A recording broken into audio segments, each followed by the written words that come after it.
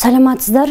Бүгінгі дәріс тақырыбы Қазақстан Республикасының 18-19 ғасырлар кезеңіндегі Ресей империясының бодандығы кезеңіндегі мемлекет және құқықтық жүйесіндегі саяси өзгерістер. Енді барлығымызға белгілі 18 ғасыр кезеңі Қазақстан Республикасы үшін Ресей империясының боданы ретінде танылуымен белгілі. Өйткені 18 ғасырдың бірінші ширегі Ресей империясының құрамына алғаш кіші жүз қосылғаны белгілі. Өйткені сол кезде кіші жүзді басқарған Әбілқайыр хан Анна Иоанновнаның антын қабылдау арқылы екі жақты келісім шарт орнатып Ресей империясының қол астына кірген еді.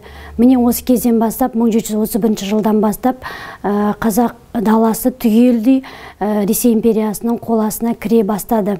Алғаш кіші жүз кіріп, кейін орта жүз, ұлы жүз осы Ресей империясының отары болып түгел дерлік, яғни күні бүгінге дейін біздер 19 ғасыр, яғни 20 ғасырдың яғни бірінші ширегі дейміз, одан кейін кеңес үкіметінің қоса айтсақ, яғни бір ғасырға жуық Ресей империясының құрамына түгел қосылды деп айтамыз. Енді бұл әрине үлкен кезең, бұл кезең қазақ даласындағы мемлекет саласына, одан кейін құқықтық жүйеге көп өзгерістер алып келген еді.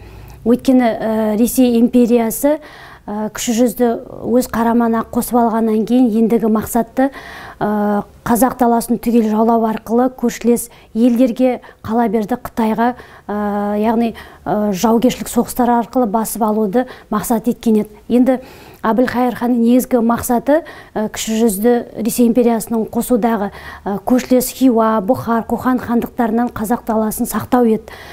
Сондай мақсатта яғни келісім шартқа қол қойған еді. Әрине екі жақты келісім шарт нәтижесі бұл іс жүзінде ғана болып, қағаз жүзінде ғана болып, іс жүзінде бұл келісім шарттар орындалмай жатты. Өйткені екі жақтың да өзіндік ойлаған астыртын саясаты болған еді. Ал енді Ресей патшайымы сол кезде Ресей империясының құрамына қосылған кіші жүзге ең бірінші ары қарай тереңірек ену үшін қазақ даласына бірінші әскери бекіністерді салып орната бастады. Бұндағы мақсат қазақ даласын түгел отарлау еді. Енді Әбілқайыр хан Ресей империясының құрамына қосылғаннан кейін кіші жүзде түгелдей мына жайықтың оң жақ дейміз, сол жақ жағалауы дейміз, Ресей империясынан келген орыс шаруаларымен, орыс көпестері, мұжықтарымен, одан кейін шетелдік жаңағы капиталистердің келуімен ерекшеленеді.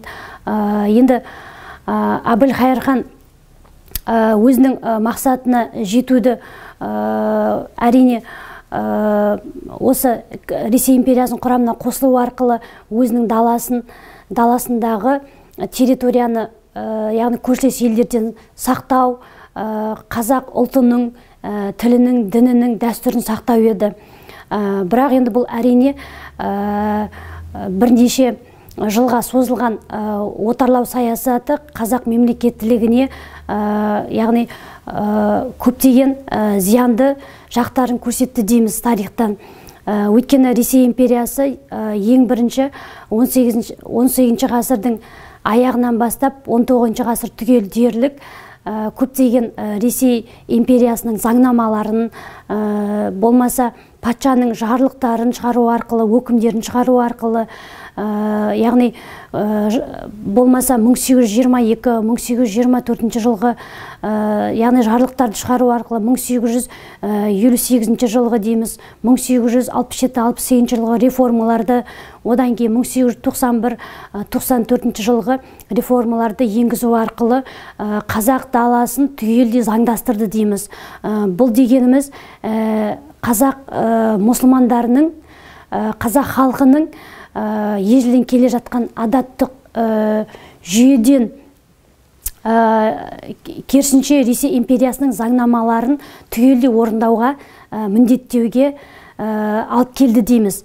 Міне бұдан көргеніміздей отарлау саясаты қазақ мемлекеттілігінің, яғни тәуелді дербес өмір сүріп, құқықтық саланың кеңінен дамуына әрине кері әсерін тигізген еді.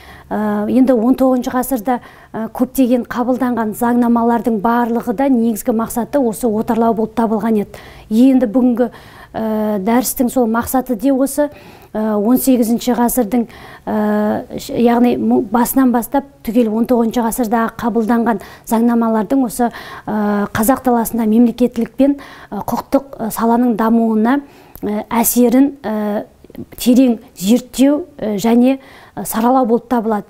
Қарап отырсаңыздар, бұл заңдардың барлығы да көнеден әдет ғұрып дәстүрі арқылы адаттық жүйенің орындалуына, яғни теріс ықпалын тигізген еді. Міне сол себептен де адаттық жүйеде көптеген өзгерістер болып, кейбір мәселелер, қоғамдағы саяси мәселелер дейміз, қазақ даласында болып жатқан шариғат заңнамасынан тысқары, шариғаттан тыс жүріп отырды. Енді бұл заңнама аясында ең бірінші мемлекеттік басқару әкімшілік саласында көптеген өзгерістер болды. 19 ғасырдың осы соңғы ширегінде қабылданған реформалар көп өзгерістер алып кетті мемлекеттік басқару саласына.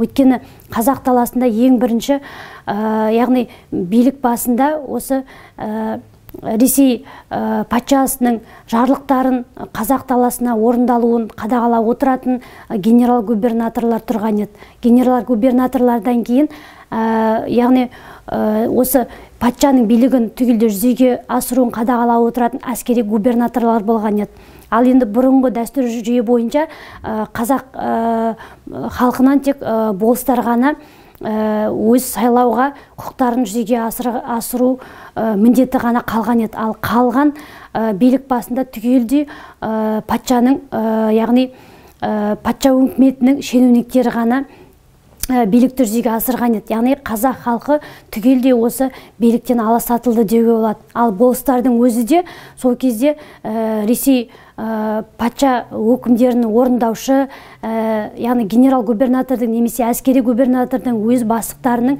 міндеттерін орындаушы ретінде ғана, яғни саналды дейміз.